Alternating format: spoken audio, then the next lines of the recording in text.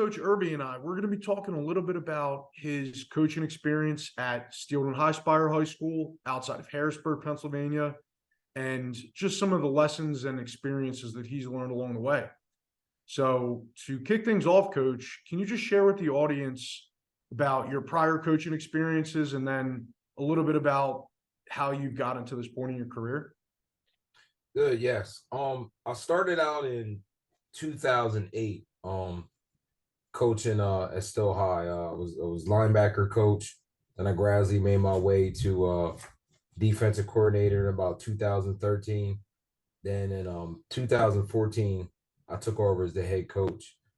So I played at Steelton-Highspire. I was a graduate from Steelton-Highspire. Went on to play at Del Valle University for our head coach G.A. Mangus.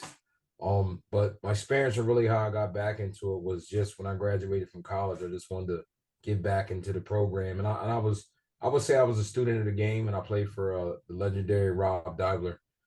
So he really got me into coaching and got me involved into the program. Nice. Fellow D3 guy, because I went to Gettysburg College, so Absolutely.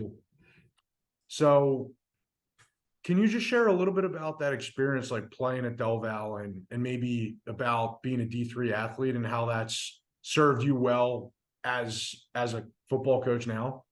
Absolutely. I think coming out of high school, I was a pretty good athlete. Coming out of high school, I was all state linebacker coming out, and but at the time we came out, there wasn't really a lot of social media, so I actually ended up Del Val kind of like as my last stop, just to stop. They had came to a couple basketball games and kind of recruited me and kind of built a relationship with the coach.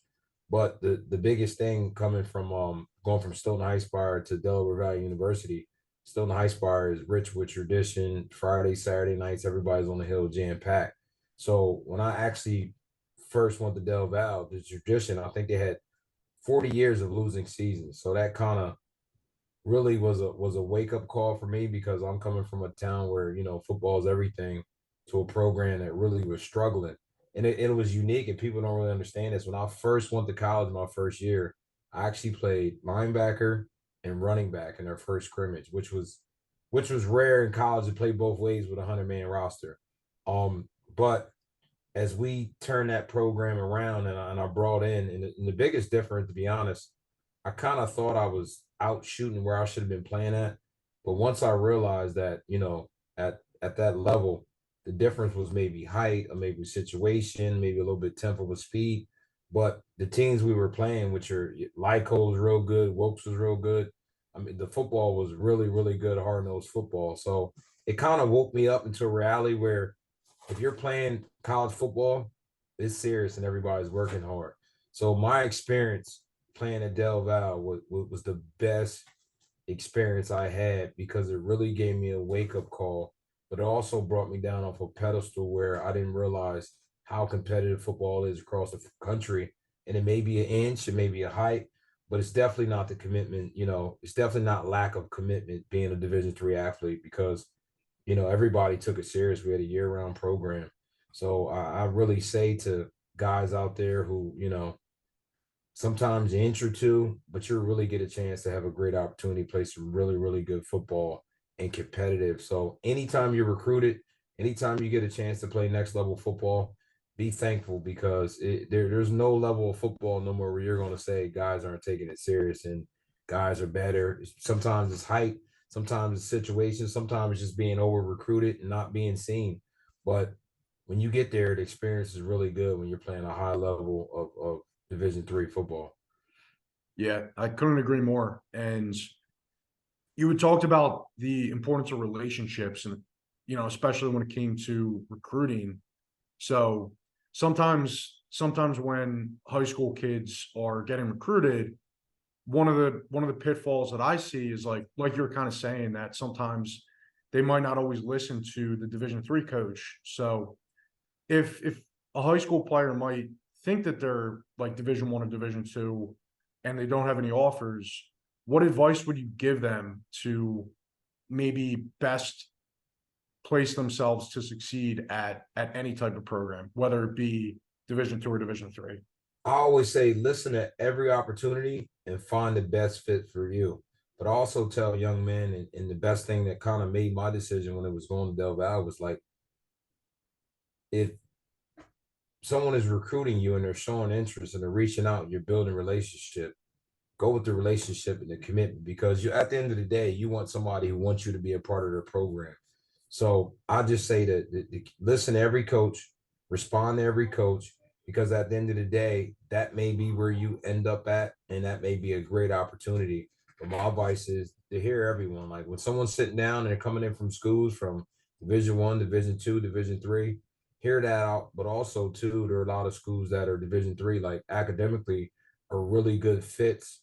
Sometimes smaller class sizes. So look at the whole program, not just the football component of it, because a lot of your schools are good academic programs. And look at the graduation ratio.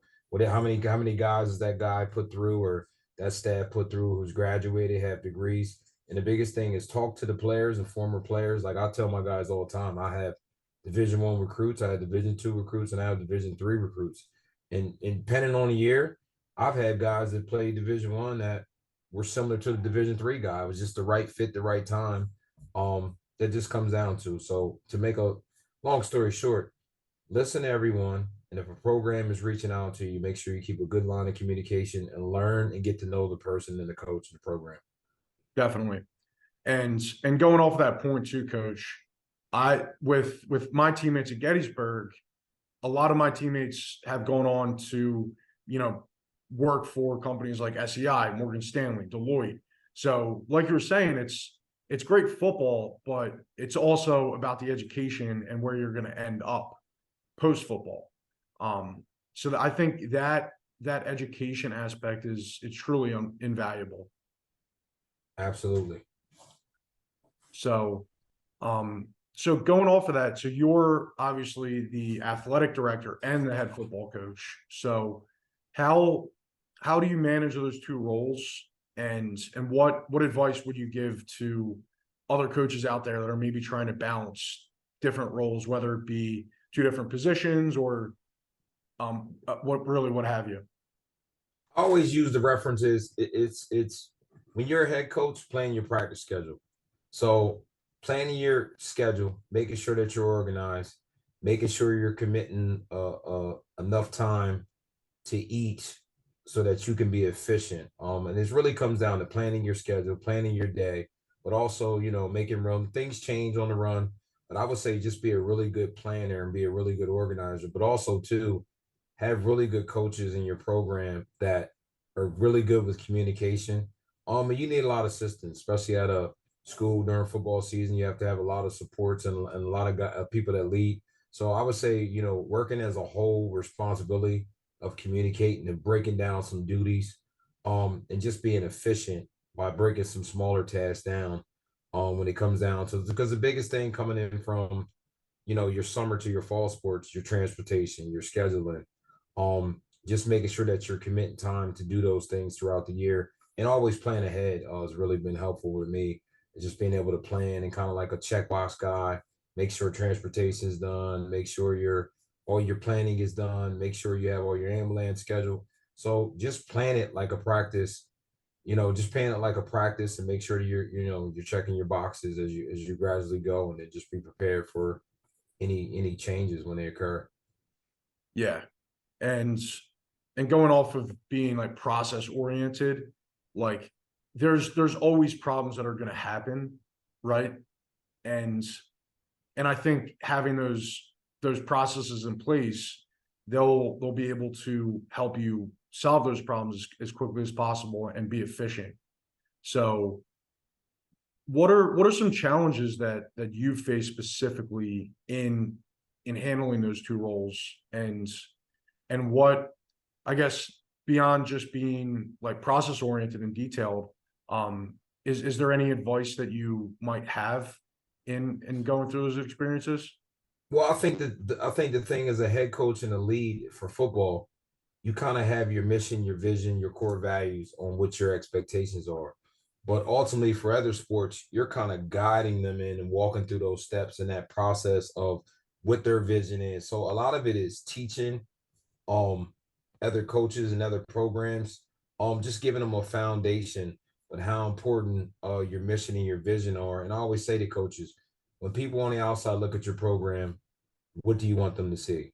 So a lot of people get culture and things confused of it, but ultimately we try to make sure that our programs across the board as an athletic whole, that our standard is set by our athletes when nobody's watching. So I would say that the toughest challenge is sometimes is trying to mold another program and guide them with their own vision and being creative enough but supportive enough to go ahead and let them take the lead, because as a head coach in football, you kind of got your ways, your mission, your vision, your standard, your core values.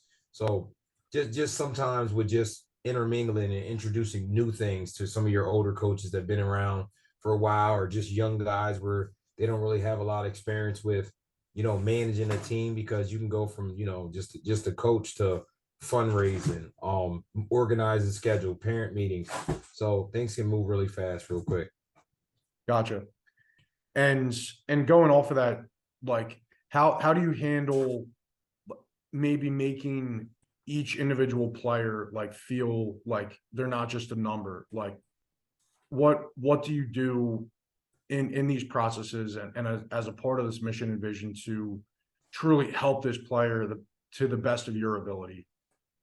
I think the biggest thing we do, and I do, and I learned over the years, is I let my players, give a reflection feedback. So you don't have to necessarily put your name, but it's just a Google Doc at the end of the year, end of the week. Hey guys, tell me some things about what you enjoyed the most, what you liked the most, what were some challenges, what did you disagree? So I always say the biggest thing is give your players a voice. Ultimately, your players will tell you the truth. So it was eye opening a few years ago when I was a younger coach. I had a few kids, they wanted to play more. They wanted to, being able to discuss that, take that feedback, but acknowledge it, but also share with your coaches. How can we make sure everyone feels involved? How can we get more kids in the game? What does it look like in all season? But also make sure that we're having weekly communication with our players, let them know exactly where we're at. So what we did for our solution was we broke our whole football program down, and they're assigned a mentor, coach. I have a lot of coaches on my staff who are guys who are just mentors, but we assign each coach 3 players so they can track their grades, any concerns, communities, just positive reinforcement, just checking in on a weekly basis to make sure that we're meeting the needs, but we're also meeting the kids throughout the year. So it's not just during football or basketball, but it's a year-round deal. And I thought my staff has done a great job with that, and that just builds the relationship and just drives our culture home for what we want it to look like, how our kids talk, how they act, and how they perform. Definitely. And going on some of my personal experiences, like I can definitely relate to trying to, like, I guess just the difficulties of making the players feel heard. Like when I first graduated college just about 2 years ago, I helped coach a middle school team, and being so young and also, just my first time coaching, it was a really interesting experience just to try to work individually with each guy, but also just help them understand like where they are in the program and where they could possibly be. And that, I mean, that's a great piece of advice, like giving players feedback cards at the end of the season. So for anybody watching, I totally recommend trying that out if you're not already doing it. Absolutely. Yeah. So we're wrapping up here, Coach. Any last words that you wanted to share with the audience that you think might be good for them to know about you or just in general? I would say the biggest thing that has been success for our program was our school actually gives us a leadership academy, a period where we can meet with our program, obviously discuss our mission and our vision with our players. So, so our kids have an understanding of exactly where we're at. For example, our mission is to uphold a rich football tradition through culture, community, and doing the right thing. So you always hear our guys talk about our motto for the room. So we always get the question, hashtag for the room. So for the room is doing what's best in the classroom, on the field, and in the community. And also the new part we had of it was we want you to be in our leadership academy. We want you to be able to give leadership advice to siblings, and those life lessons are important. So our program is based around just meeting, nothing to do with football. It's just about our core values, where we talk about our tradition, we talk about what effort looks like, we talk about focus and what that looks like in our focus plan. Because over the years, we found out that really we ask our kids to focus, but they really didn't have a great understanding on exactly what that looked like. So, for example, our adversity plan is when we face adversity, whether turnover, break up with girlfriend, bad day at home, it goes back to focus. Your brain needs to be where your feet at is number one. Number two is do your 111. That could be your job on the football field, or your responsibility in the classroom, or your responsibility in the community.